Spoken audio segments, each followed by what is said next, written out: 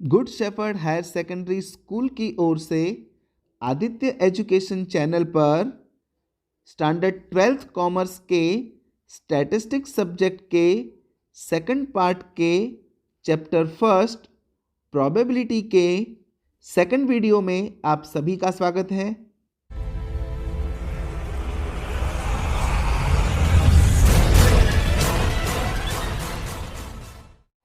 Friends, in the last video, we had seen three important terms related to probability like random experiment, sample space and events.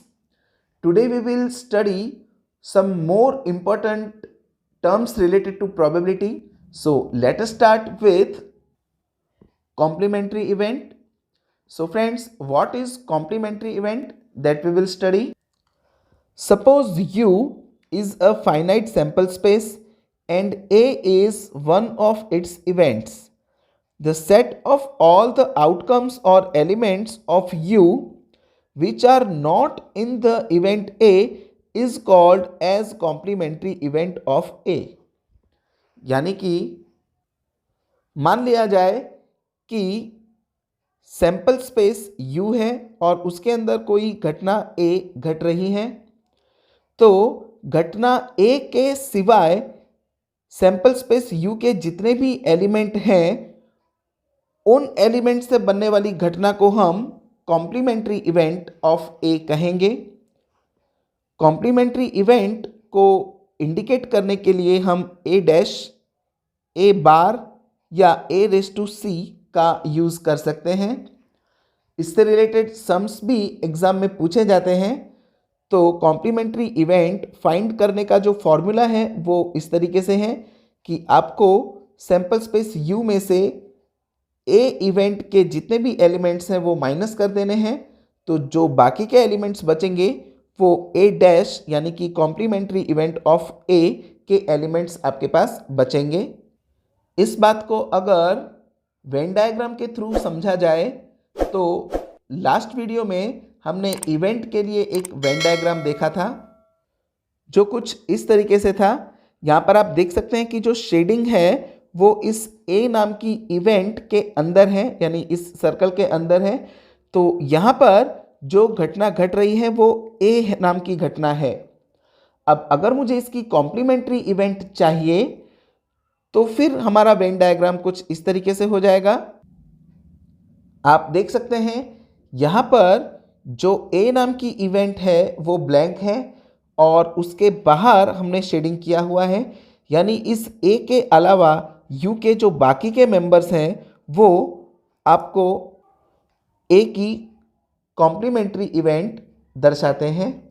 तो अगर आपको complementary event का Venn diagram पूछा जाए तो आपको इस तरीके से ड्रॉ करना है। इवेंट के लिए शेडिंग सर्कल के अंदर रहेगा और कॉम्प्लीमेंट्री इवेंट के लिए जो शेडिंग है वो सर्कल से बाहर रहेगा। इसे एक एग्जाम्पल से भी समझते हैं। For example u is equal to 1 2 3 4 5 6 7 8 9 10, ये हमारा सैंपल स्पेस है और इस सैंपल स्पेस के अंदर से ही a नाम की जो इवेंट है उसके अंदर है 1 2 3 8 9। तो अगर हमें इसकी कॉम्प्लीमेंट्री इवेंट फाइंड करनी हो तो हमारा जो फॉर्मूला है वो है u माइनस ए, यानी इस u में से a के जो एलिमेंट्स हैं वो हम माइनस कर देंगे। फॉर एग्जांपल आप देख सकते हैं यहाँ पर 1 है तो 1 हम कट कर देंगे, 2 है 2 भी हम कट करेंगे, 3 वो भी हम कट करेंगे, 8 वो भी हम कट करेंगे, 9 वो भी हम कट करेंगे। तो बाकी के जो भी एलिमेंट्स आपको दिख रहे हैं 4 5 6 7 10 वो हम यहाँ पर लिख देंगे 4 5 6 7 और 10। तो ये हमारी कॉम्प्लीमेंट्री इवेंट बन गई। एक बार फिर से, कॉम्प्लीमेंट्री इवेंट का मतलब होता है आपकी इवेंट के अलावा यू के सारे elements. Next, intersection of events. So friends, what is the intersection of events? Let us understand. Suppose A and B are two events of a finite sample space U. The event where events A and B occur simultaneously is called the intersection of two events A and B. It is denoted by A intersection B. तो friends मान लिया जाए कि एक sample space U है जिसकी दो घटनाएं A और B हैं। अगर कोई एक ऐसी घटना घटती है जिसमें A और B एक साथ अमल में आती हो तो ऐसी घटना को हम इंटरसेक्शन ऑफ इवेंट कहेंगे, जिसे इंडिकेट करने के लिए ये साइन यूज की जाती है A इंटरसेक्शन B। इस घटना को वेन डायग्राम के थ्रू समझने के लिए आप देख सकते हैं यहाँ पर सैंपल स्पेस U के लिए हमने ये एक बॉक्स बनाया है। अब इसके अंदर हम दो इवेंट्स ऐसी बनाएंगे जिनके थ्रू एक तीसरी इवेंट इस तरीके से बनेगी जिसमें A और B दोनों एक साथ अमल में आती हों। तो फ्रेंड्स आप यहाँ देख सकते हैं कि रेड कलर की इवेंट A है और ग्रीन कलर की इवेंट B है, जो साइमल्टेनियसली यानी कि एक साथ इस पोर्शन में आप देख सकते हैं जो कि ब्लू कलर की लाइन से शेड किया गया है।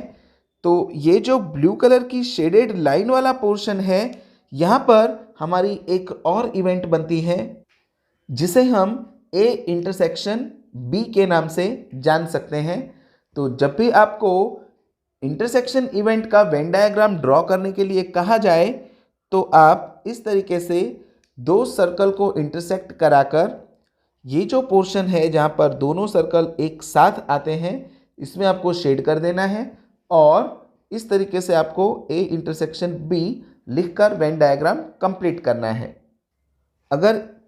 अगर इसे एक एग्जाम्पल के थ्रू समझा जाए तो friends suppose A is equal to 1 2 3 4 5 6, B is equal to 4 5 6 7 8। तो इन दोनों में जो एक साथ आते हैं या एक जैसे जो नंबर हैं वो आप देख सकते हैं यहाँ पर 4 5 और 6 हैं। इसके अलावा सभी नंबर अलग अलग हैं। तो इसे हम A intersection B is equal to जो कॉमन नंबर्स हैं उसे हम एक साथ लिख देंगे 4 5 6। तो ये हमारी इंटरसेक्शन इवेंट बन जाती है।